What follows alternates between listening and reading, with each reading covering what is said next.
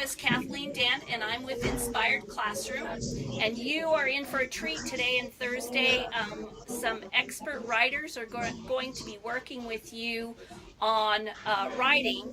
And we have a special thing going on here in Missoula today. Well, actually, this month of May. We've got the folio from William Shakespeare, which is one of the original books of his plays, coming to the University of Montana Museum of Art and Culture, and that's a very rare thing. The book was put together and written in the 1600s. It's one of the original folios, so it'd be great. Some of you are close enough to Missoula if you came over in May and saw that folio. But in honor of Shakespeare, and it was his birthday and also the anniversary of his death on April 23rd. So in honor of that, we're going to do some writing. And today we're going to look at Hamlet's Soliloquy, and on Thursday we're going to look at sonnets, and you guys get to be your very own Shakespeare, so I'm excited about that. I've got with us Carolyn Patterson she's the executive director of the Writing Collaborative, the Missoula Writing Collaborative. Carolyn, take it away. Hi, everybody. I'm so happy to be here and so happy to meet you all. I've taught in Sealy. We have writers at CS Porter. I love Pray, and I welcome the Shakespeare kids. This is really a great opportunity for us. And I'm a writer from Missoula. And I write, I've written several children's books, and I wrote an anthology about Montana women writers. And I feel a little bit like a wolf in sheep's clothing because I write fiction. But I started off as a poet, and I studied with Richard Hugo. Have any of you heard of Richard Hugo? Can you hold up your hands if you've heard of him? I see a few hands here and there. He was a poet that wrote a lot about Montana, and he was a wonderful guy. He was a big guy, and he used to drive around Montana in a great big Buick, and he used to do what he called driving for poems, and he wrote poems about little towns in Montana. He wrote poems about Phillipsburg. He wrote a beautiful poem about driving Montana that we'll read maybe sometime. But he was a wonderful teacher, and I started off as a music major, and I went into his class and listened to him teach, and I went, this is exactly what I want to do, because there was the music, there were the words, and you could write about your experience. And I went, that's exactly what I want to do. So I'm going to turn this. Okay, so a little bit about writing poetry. A lot of the things in poetry is inside your body, right? So think of the different things inside your body that are contained in a poem. First of all, there's your sight, right? You have images in a poem, all right? Images help us, images are pictures that you're going to create in a poem. There's sound. These are all the sensory details. Things that you hear, the sound of a creek running, the sound of the wind blowing, the sound of, that horrible sound of fingers on a chalkboard. Then you have, what's up here? Can anybody hold up their hand? What's up in your head? Huh? They have to unmute, remember. Can you somebody unmute and answer the question? What's that? Your brain. And what's in your brain? That would be part of poetry. What's that? Memories. Memories. Excellent. And I see some other hands at, is it Porter? Porter's down on the bottom. Mm-hmm. Everything. Brain tissue. What do you mean by everything? What kinds of everything? What do you mean by everything? Well, like, your brain controls everything that you do. So, right? All of your emotions and everything Excellent. that you write about. Right. Imagination. Excellent. Okay, so what else is in our head? What about this? What's this? Somebody hold up their hand. Our voice. What about prey? I don't see it. I see a Arrowhead. hand down there. Arrowhead. I'm sorry. I see a hand there. What's Arrowhead? Arrowhead? Can you unmute?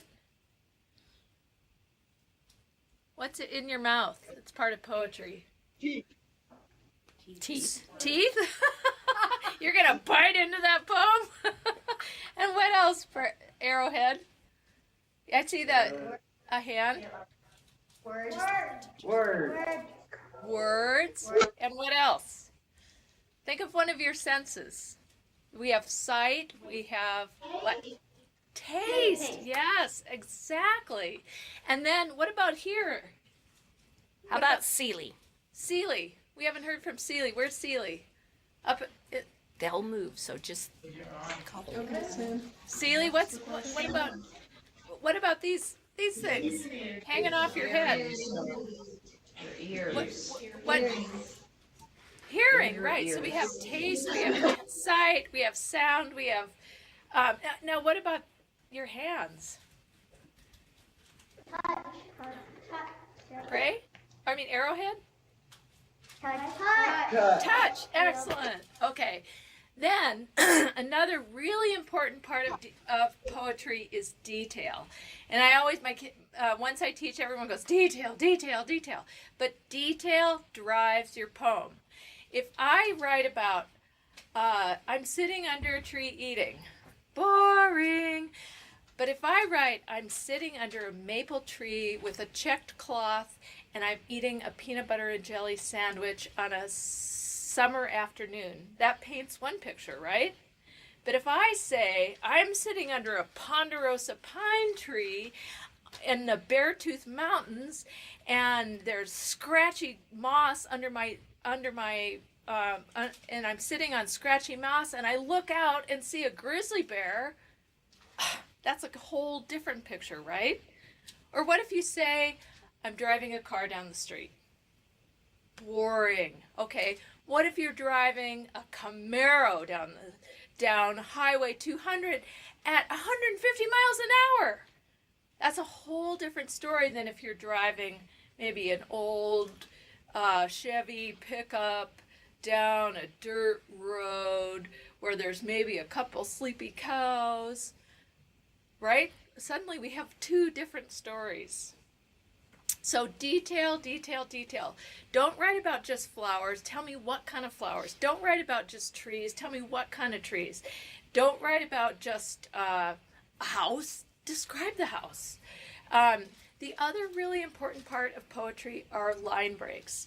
You can use in your poems. You can use line breaks as a way of telling the reader how to read the poem. You can put a single line on a page and use that space to tell the reader to take a break on the line. Okay. I see people yawning. We're going to move. Whoop, going the wrong direction. Okay. Now we're going to move into Hamlet. We're going to read a little bit of Hamlet's soliloquy. And That's fine. figure out. Okay. So in this soliloquy, Hamlet is kind of talking to himself.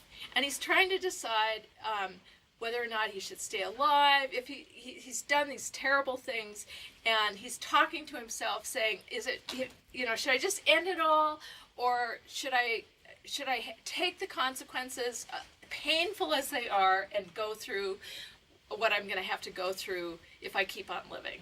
And this is really about consequence. So what we're going to do is have you guys write your own soliloquy.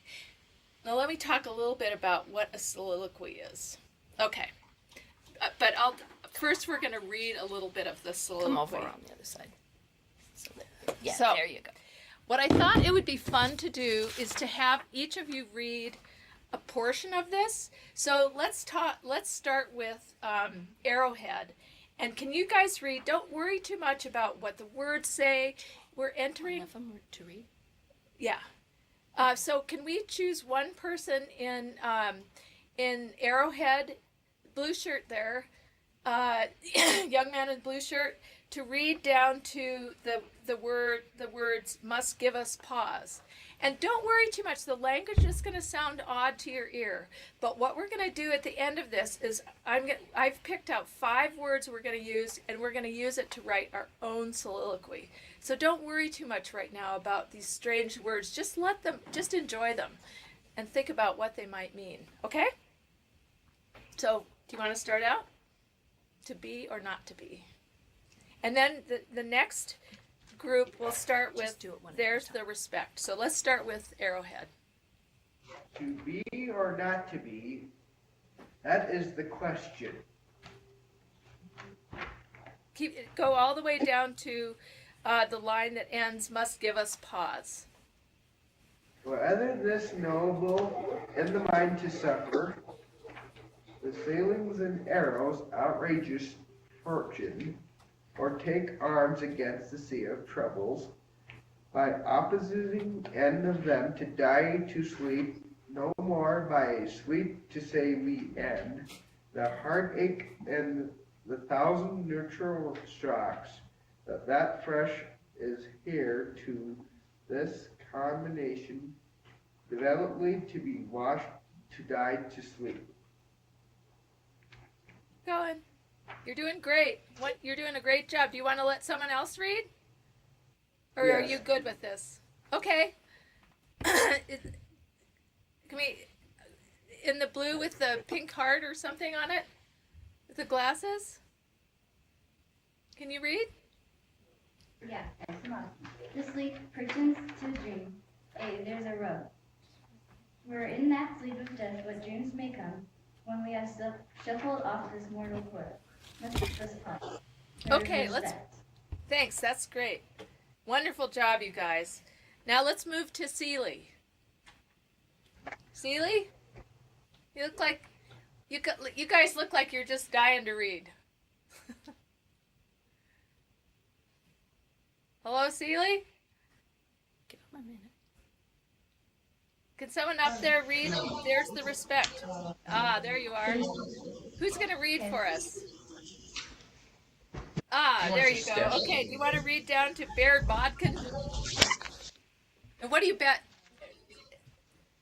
That'd be great. Thank you, hun. Nice and loud. Nice and loud. Okay, so there's the respect that makes comedy of so long life, for who would bear the whips and scorns of time. The oppressor's wrong, the proud man's contumely, the pangs of despised love, the law's delay, the insolence of office, and the spurns that patient merit of the unworthy takes, when he himself might his quittance make with a bare bodkin. Excellent. Okay, you can stop there. Let's move to whoever. Let's go to the Shakespeare kids.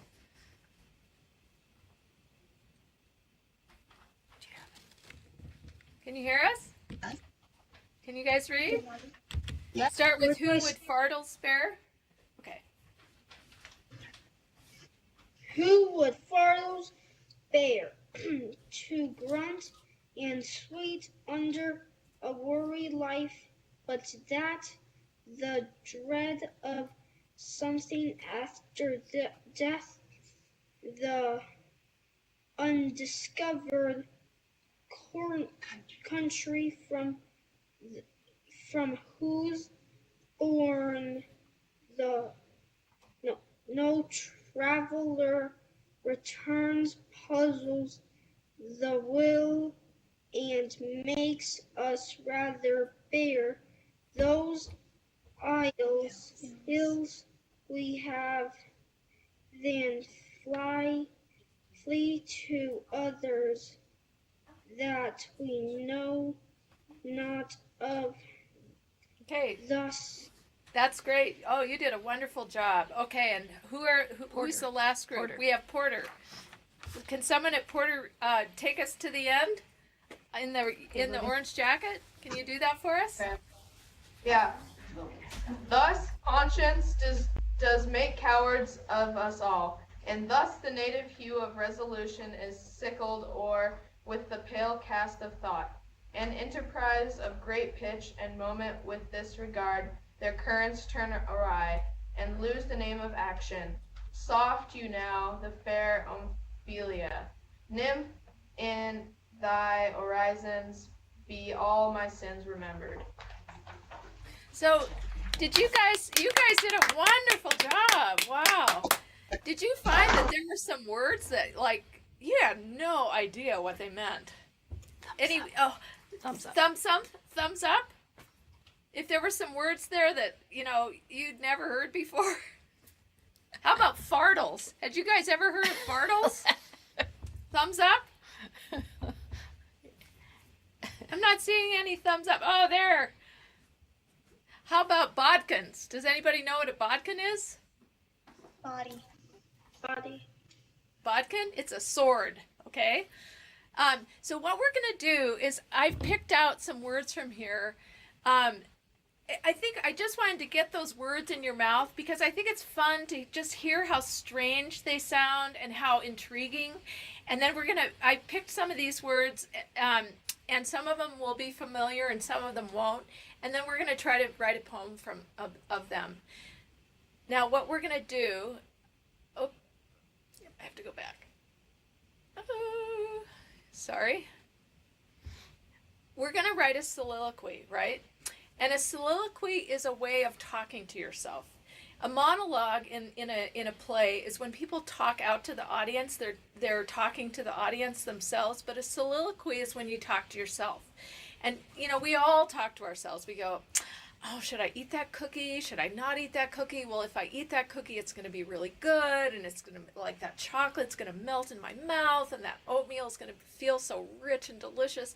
But then if I eat that cookie, I could get fatter, and I really shouldn't eat that cookie because, whatever. Or you think, another way you talk to yourself is, you're at a lake, and it's summertime, and you're on the dock, and you think, I really want to jump in that lake.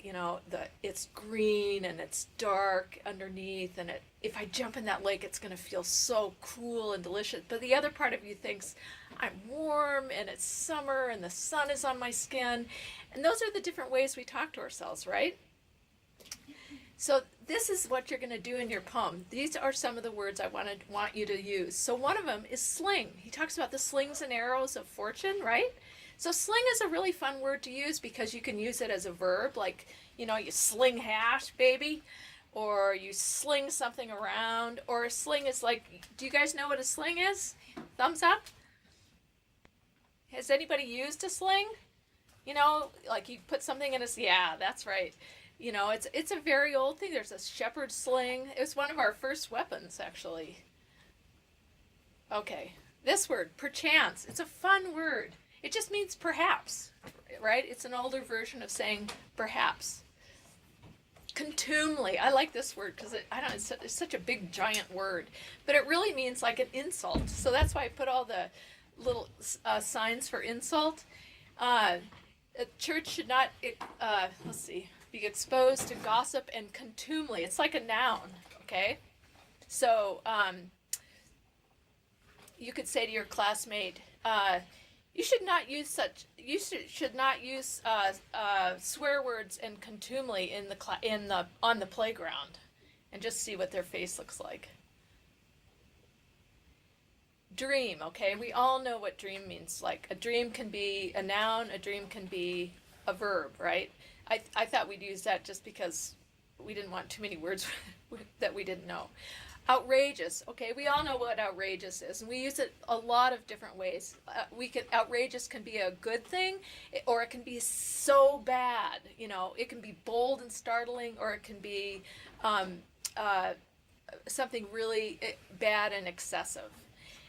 That's what he talks about with outrageous fortune, and I use that whole term, okay? Fortune. Does everybody know what fortune is? Hold up your thumbs. Fortune, there's good fortune.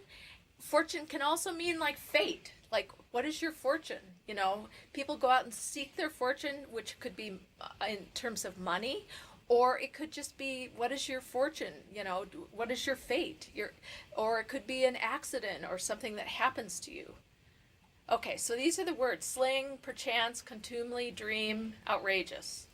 Okay, so you got the words. So I'm going to show you what I did with them. This is just my poem, but your poem is your poem, and you're the boss of it. And if it's just a few lines, that's great. If you want to write and write and write, that's great too. This is your poem, and I'm going to read mine while you just look at this picture. This was taken by my daughter. Here's my poem. Which do you both?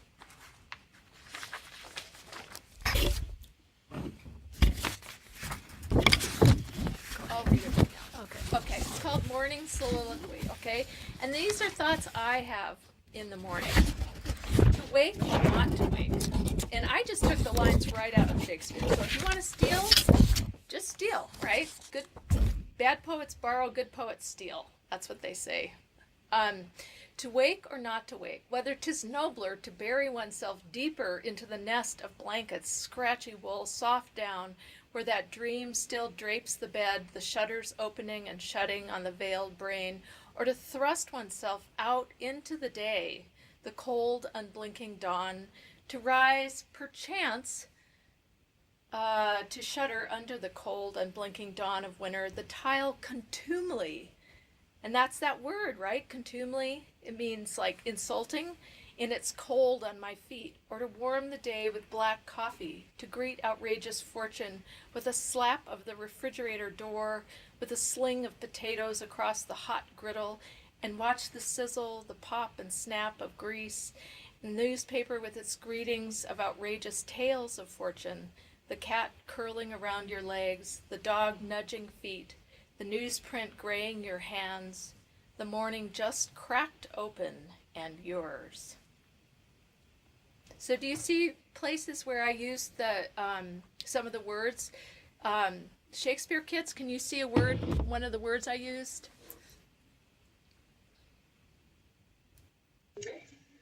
Outrageous. Where did you see that? To greet outrageous fortune. Great. How about Seeley?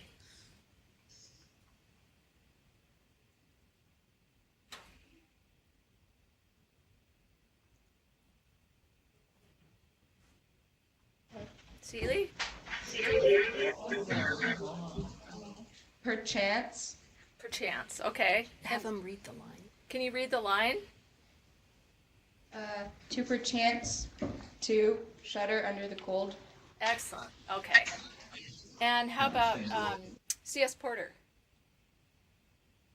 Katie? The tile continually and it's cold on my feet. Ah, excellent. Thank you. Arrowhead? Sling. Sling. Yes. Can you read the line? Sling of potatoes across the hot griddle. Excellent. So what I want you guys to do now is to turn to your, elbow partners and think about what question do you want to talk about? Do you want to say, and I have a list here of some ideas. What is a question you want to ask yourself? To dive or not to dive into the cold lake? To jump or not to jump from the diving board? To run or not to run during tag? I mean, those can be questions, or they could be bigger questions you ask yourself. Do you want to tattle or not tattle on someone? Do you want to love someone or not love someone? Describe the place the question takes place. Are you in a moment? What does this place look like? What kind of trees are there? What are the details? What are there mountains? Does it take place on a prairie? Does it take place on a playground? A lot of times, some of our biggest dramas take place on a playground, right? What happens when you make that choice? Paint us a picture in details. So what I want you to do right now is turn to your elbow partner for maybe 2 minutes and tell me what question you want to ask yourself in this soliloquy. Okay? So can everybody choose your elbow partner and ask that question, and then we're going to come back together and just we'll talk about some of the questions people are going to write about. Okay? Thumbs up? Let's take 3 minutes to discuss which question you're going to use for your poem. Go ahead.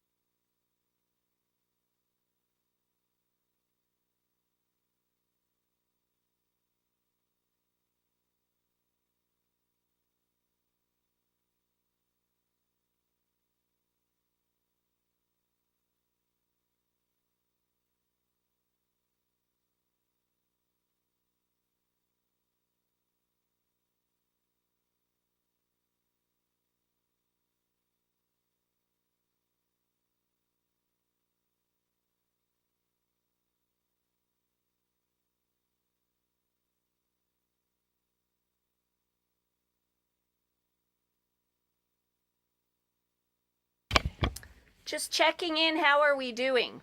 Are we getting... Arrowhead, are you discussing, you guys? Do you have questions in mind to write about? Yeah, all right. Good enough. I'm going to give you another minute. I think we've got a few people that need a little bit more time.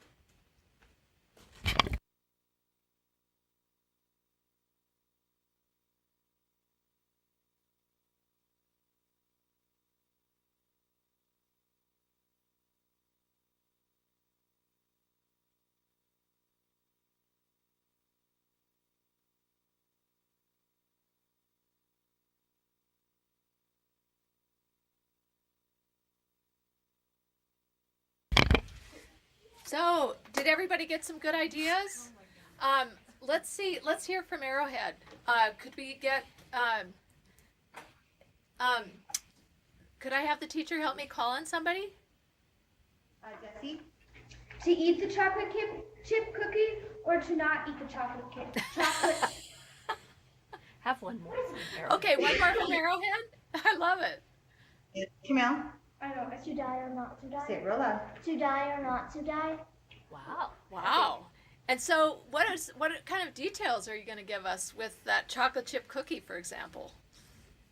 Jesse, what kind of details do you want? Chocolate chip. Okay, say it loud. Chocolate chip. And what about the chocolate chips?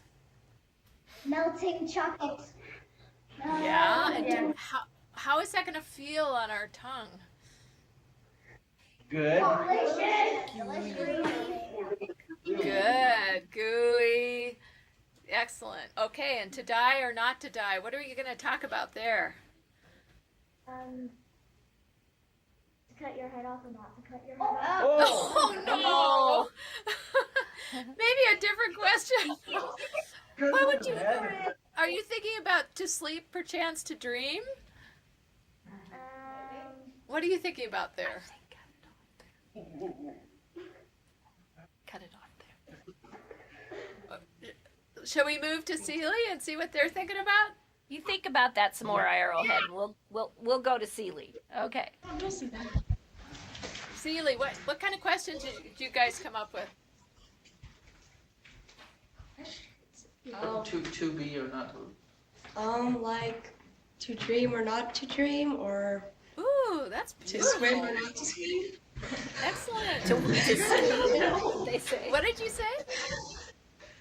To swim or not to swim. So where are you going to talk about swimming? Seeley? At Seeley Lake? Sure. Well, you tell me. There's a lot of places to swim up there. I know Seeley really well. Are you talking about Seeley Lake? Okay. So what are you going to... One of the lakes. What is the question there? To swim or not to swim? Yeah, so what do you not want? Why would you not want to swim? Because they're a fish. And what are those fish what kind of fish? Pike and fish that can bite my toes. And what are the fish gonna do? Bite my toes.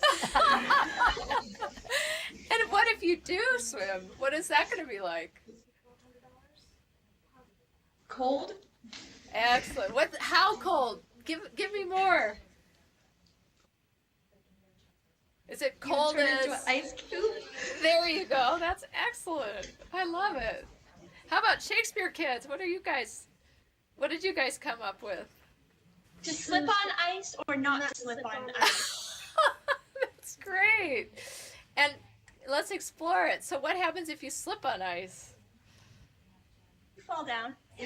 Yeah, and what happens when you fall down? Give us more. Like, think of the sensory details. What does it feel like? What does it sound like? You break your noggin. Yeah? What does it feel like?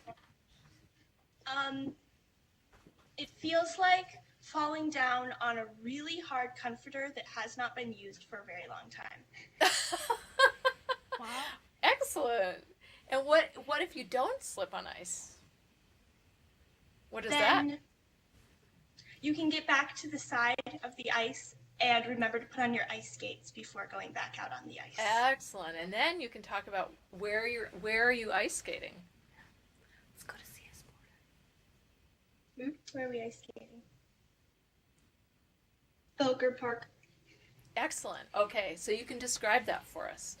Okay, so CS Porter, what do we got here? Okay. Don't hit you in the face. James.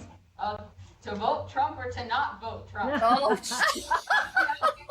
so, again, like you got to play out the scene with details for us. If you do vote Trump, what's that scenario? Possibly get millions of dollars in bribe money. Ah, and what else happens? But then Trump is president, and then there's World War III. And if you don't vote Trump, what happens? If you don't vote Trump, then there's no World War III. Yes, but paint a picture for us. Paint a picture. My friend just pointed out that then it would be Hillary Clinton, and there would still be World War III, but with no guns. Excellent. Who's in the front with a blue shirt? To be productive or not to be productive, to fall into the unforgiving black hole of Tumblr, or to do your homework. How about if you just say to do your homework or to not do your homework? That's excellent. I love the black hole. I love the black hole. Keep with the black hole and describe what that feels like. That feeling of like being good, you're doing your homework, your cat's at your feet, you're doing what you should do, and that's great, that great feeling, or that guilty, feeling of that homework at the side of you while you're escaping into Tumblr. You guys, these are fantastic. So we're going to give you about 15 minutes to read, and then at the end I want you guys to read some poems out loud, and it's going to be so cool because you can read to one another. This is really awesome. So boys and girls, what we're going to do is let's take about 12 minutes to do some writing, and I will come back on and let you know when we're about done, and you're going to start your writing of your to be or not to be. And teachers, if you're walking around and you see something that should be shared, just come unmute your microphone and share a line or two to kind of inspire everybody. So I'm going to mute us, but go ahead. We'll be watching, and let's have about 12 minutes of really quiet work. So I should be seeing everybody using their pens or pencils and their paper. And do you want me to put the words back up? Thumbs up if you want me to put the words back up. That'd be great. Okay. So try to incorporate those words in your writing. There you go. 12 minutes. See you in 12 minutes. Use as many or as few as you want. Go. On your mark, get set, go.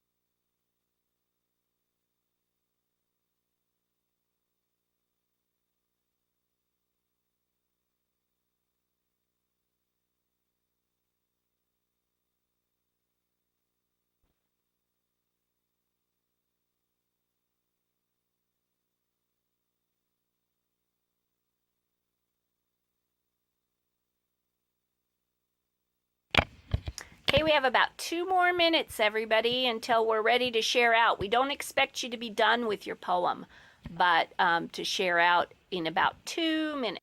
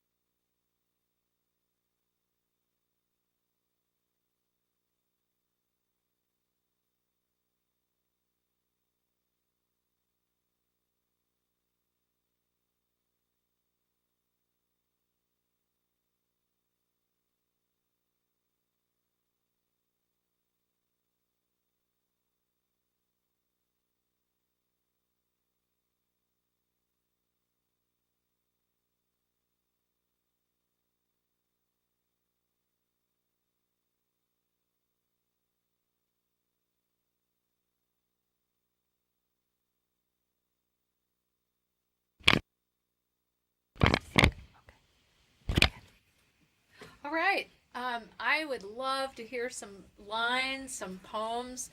So let's just start with Seely. Seely, do you guys have something you'd like to share? Could we have the teacher maybe help us with this? What do we got? Oh, excellent. Excellent. You want to read it for us? All right. Sure. So, my poem, this is how it goes. To plagiarize Shakespeare, or not to plagiarize Shakespeare. Well, guess I already decided. Whether 'tis nobler to take credit for the slings of money and artistic genius, or to create original works and feel better about myself. Oh well, I'll just shove in a phrase about a bear podkin or something. Be all my sins remembered. Oh, that was excellent. Spoken like an 8th grader. Excellent. Okay, anybody else? Anybody? I speak well. Oh, are you done? Yes. That was excellent. I love the fact that you used bear bodkin. That was really great. Anybody else from Shakespeare? From Seely. I'm sorry, from Shakespeare. From Seely, want to share? See, look, you've already convinced me you were Shakespeare. Oh, come on, you guys. Don't be shy. I see a finger pointing. That's the teacher. Maybe just a single line. How about just a single line? Does anybody want to share a single line? Oops, we lost somebody. Oop. We lost Arrowhead. That's okay. Here we go. You are on, Levi. Okay. To say or not to say, for truth is wiser than lies, and lies will sling you into the circle of unending consumedly. Excellent. Thank you. That was wonderful. Okay. How about C.S. Porter? Can we get a couple poems from C.S. Porter? We'll have the teacher help us. I see a hand up with the red shorts. To walk or not walk, thou shalt unto thee. May thee be me, outrageous it is, for thee not walk, for I shall talk to body and mind, if I shall walk or to ride. Great job! Wow! Excellent. Anybody else from C.S. Porter? Excellent. Oh, you guys are awesome. How about in the kind of the aqua shirt? Yeah. To kill or to not to kill? Can you read it louder? To kill or to not kill? That is the question. For I kill, it will haunt my outrageous life forever. To see those bullets sling into the forehead of my worst enemy. But to see thy live in the worst position until death.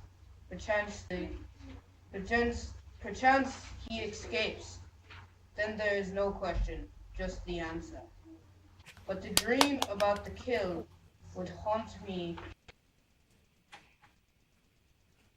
would be the fortune coming from thy death. I will do the worst for the best. Wow, that is very that sounds like it belongs in Macbeth or something. Yes. One of the tragedies of Shakespeare. That was very haunting. Thank you so much, you guys. Excellent job. How about Shakespeare? Kids. Shakespeare kids. Oh, we'll come back. We have more time.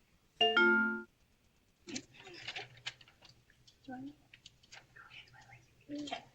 To slip on ice or not to slip on ice, whether 'tis nobler to remember upon your ice skates or go sprawling across the center of the lake, the ice contumely to your head. Perchance to glide, to swirl, to make a figure 8, slinging snowballs into the river. Oh, I love that, slinging snowballs. And what was the line about the contumely? Oh, okay. The ice contumely to your head.